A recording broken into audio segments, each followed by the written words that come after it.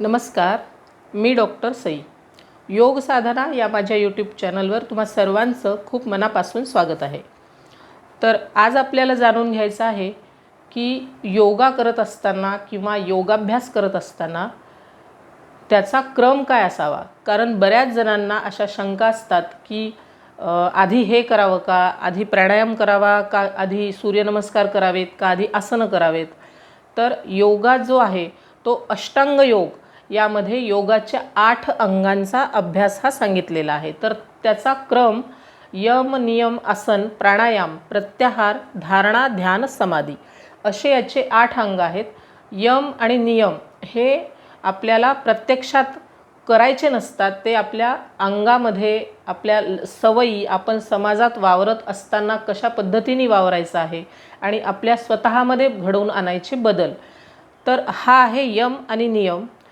तर सूर्यनमस्कार किंवा मध्येच आसन करणं, मध्येच प्राणायाम करणं असं न करता, जर तुम्ही एखाद्या वेळेस यूट्यूबवर बघून सूर्यनमस्कार करत असाल किंवा योगाभ्यास करत असाल किंवा कुठे कोणाच्या मार्गदर्शनाखाली जरी करत असाल, तरीसुद्धा आपल्याला योगाचे पूर्ण आणि जास्तीत जास्त फायदे मिळण्यासाठी त्याला एक ठराविक क्रम असतो आणि त्याच क्रमाने जर आपण तो अभ्यास केला तर त्याचे फायदे हे जास्ती होतात. तर सर्वप्रथम जेव्हाही आपण योगाचा अभ्यास करतोय त्यावेळेस सुरुवातीला योगाचे जे जनक आहेत महर्षी पतंजली, तर त्यांची प्रार्थना म्हणूनच आपण योगाला सुरुवात करावी. तर योगाच्या सुरुवातीला सूक्ष्म व्यायाम करणं हे अत्यंत आवश्यक आहे. सूक्ष्म व्यायामामुळे आपल्या शरीरातील सगळे स्नायू, सगळ्या संधी या शिथिल होतात. जे आपल्या शरीरामध्ये आखडल्यासारखं जे आपल्याला वाटत असतं, तर सूक्ष्म व्यायाम केल्यामुळे आपल्या संधी, जॉईंट्स हे ओपन होतात, आपले सगळे स्नायू शिथिल होतात आणि त्यानंतर आपण जे आसनं करणार आहोत किंवा जे महत्त्वाचे स्ट्रेचिंग आणि व्यायाम करणार आहोत त्यामध्ये मध्येच लचकलं आहे किंवा उसण भरली आहे किंवा चमक भरली आहे किंवा काही दुखापत झाली आपल्या स्नायूंना, हे प्रकार हे होत नाहीत. आणि सूक्ष्म व्यायाम हा एक असा व्यायाम आहे की जो आपल्या पूर्ण शरीरामधल्या स्नायूंना, संधींना शिथिल करतो. त्यानंतर सूक्ष्म व्यायामामध्ये सूर्यनमस्कारसुद्धा तुम्ही करू शकता. तर सूक्ष्म व्यायाम करत असताना त्याचा एक जो सेट आहे तो तुम्ही बसवून घ्या आणि एकेका दिवशी मी हे करील असं ठरवूनसुद्धा तुम्ही तो सूक्ष्म व्यायामाचा सेट करू शकता. तर याआधी मी माझ्या चॅनलवर सूक्ष्म व्यायामाचे 5 व्हिडिओ हे अपलोड केलेले आहेत. तर त्याच्या लिंक्स तुम्हाला या व्हिडिओच्या डिस्क्रिप्शन बॉक्समध्ये मी देऊन ठेवणार आहे, त्या पण तुम्ही चेक करू शकता. सूर्यनमस्कार हा 12 आसनांचा जो एक समुदाय आहे आणि त्यामध्ये ती आसनंसुद्धा ठराविक क्रमानेच केली जातात. तर सूर्यनमस्कारसुद्धा तुम्ही सूक्ष्म व्यायामामध्ये करू शकता आणि सूर्यनमस्काराने सुद्धा आपल्या योगाभ्यासाची सुरुवात तुम्ही करू शकता. पण जर वेगळा जो सूक्ष्म व्यायामाचा सेट आहे तर त्यामध्ये अगदी हलक्या अशा ज्या हालचाली असतात, समजा बोटांची हालचाल करणे, आपल्या खांद्यांपर्यंत हात नेणे आणि बाजूला आणणे, हे सूक्ष्म व्यायाम करून जर सूर्यनमस्कार केला तर त्याचा तुम्हाला पुढे व्यायाम करताना त्रास होणार नाही. त्यानंतर सूर्यनमस्कार केल्यानंतर येतो आसनांचा भाग. तर आसनं करत असताना आसनं ही 4 स्थितीमध्ये आहेत. समस्थितीमध्ये म्हणजे उभं राहूनच्या स्थितीमध्ये, बैठक स्थितीमध्ये म्हणजे बसूनच्या स्थितीमध्ये, शयनस्थिती म्हणजे झोपूनच्या स्थितीमध्ये आणि विपरीत शयनस्थिती म्हणजे पोटावर झोपूनच्या स्थितीमध्ये. तर या 4 स्थितीमध्ये आपण नेहमी आसनं करत असतो. तर आसनांकडे वळत असताना तुम्ही आधी उभं राहूनच्या स्थितीमध्ये आसनं करायची आहेत. तर ही आसनं किती करायची आहेत आणि एवढे आसनं केलेच पाहिजे का, तर असा नियम नाही आहे. हा सर्वस्वी प्रत्येक व्यक्तीनुसार हे बदलेल. तुम्हाला जेवढा वेळ आहे त्याप्रमाणे तुम्ही एक आसन प्रत्येक स्थितीतलं किंवा प्रत्येक स्थितीतली 2-2 आसनं किंवा त्याहीपेक्षा जास्त आसनं तुम्ही करू शकता.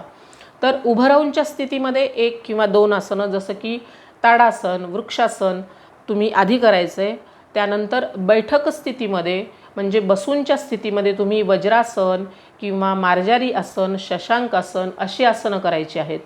त्यानंतर तुम्ही सावकाश विपरीत शयन स्थितीमध्ये यायचं आहे आणि विपरीत शयन स्थितीमधली भुजंगासन किंवा अध्वासन अशी आसनं तुम्ही करू शकता. त्यानंतर यायचं आहे शयनस्थितीमध्ये.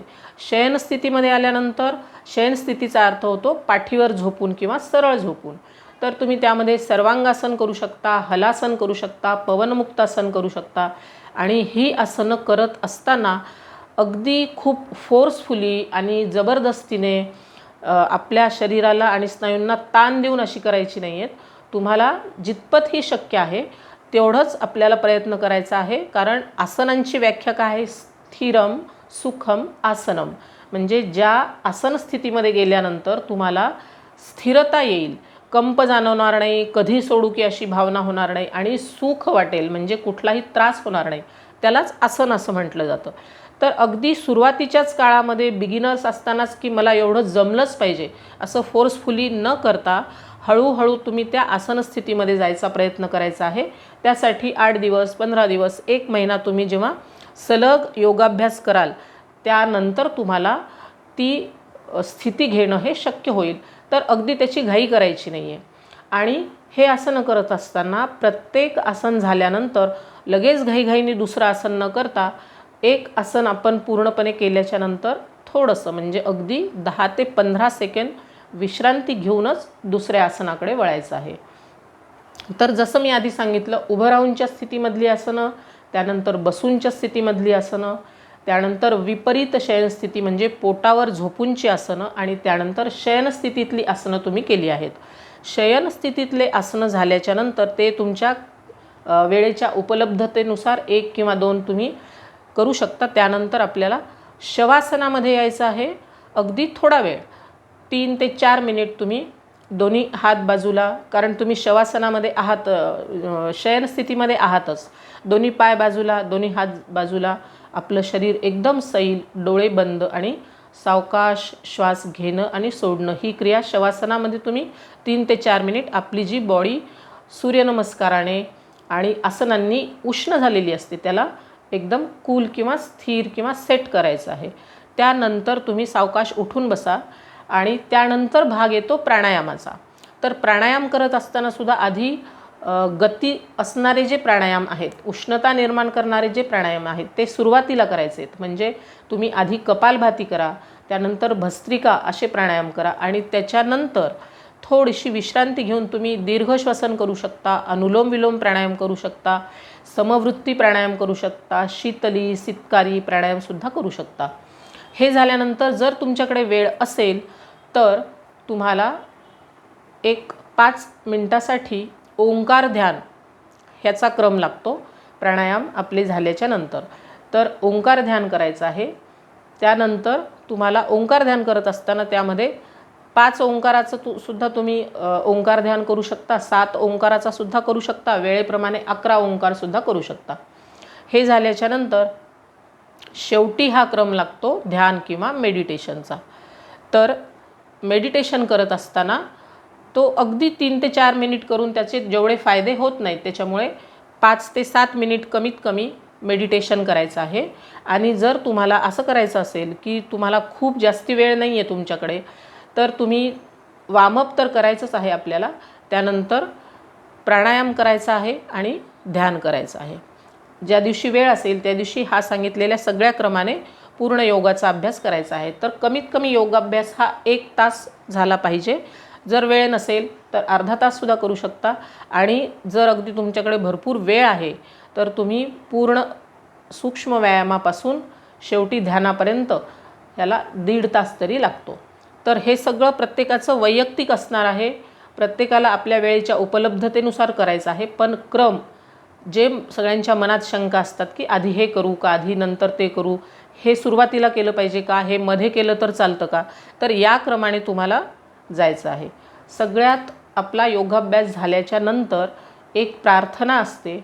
तर ती प्रार्थना म्हणल्यामुळे आपण जो योगाभ्यास केला त्याप्रती समर्पण भावना आणि आपल्या शरीरामध्ये आणि मनामध्ये सगळा जो भीती आहे, राग आहे कुणाच्या प्रती, खूप जे टेन्शन आहे, स्ट्रेस आहे, ते सगळं कमी होण्यासाठी सुद्धा त्या प्रार्थनेचा उपयोग होतो. तर नेमकी सुरुवातीला प्रार्थना म्हणणे आणि शेवटी प्रार्थना म्हणते योगाभ्यास झाल्यानंतर हे का महत्त्वाचं आहे, तर त्यासाठीचा एक वेगळा व्हिडिओ मी अपलोड केलेला आहे. तर त्याची लिंकसुद्धा तुम्हाला याच्या डिस्क्रिप्शन बॉक्समध्ये मी देऊन ठेवेल. तर ते तुम्ही चेक करा, म्हणजे तुम्हाला योगाभ्यासात प्रार्थनेचं काय महत्त्व आहे हे कळेल. आणि या क्रमाने योगाभ्यास केल्यानंतर तुम्हाला अगदी 8 ते 10 दिवसानंतर 15 दिवसानंतर काय बदल जाणवले, हा तुम्ही आधी कशा प्रकारे करत होतात आणि आता या क्रमाने केल्यानंतर तुम्हाला त्याच्यामध्ये काही फायदे जाणवले का, तर हे सगळं मला तुम्ही कमेंट बॉक्समध्ये नक्की कळवा. व्हिडिओ जर आवडला असेल तुम्हाला तर चॅनलला सबस्क्राईब करून बेल आयकॉनला सुद्धा प्रेस करा. धन्यवाद.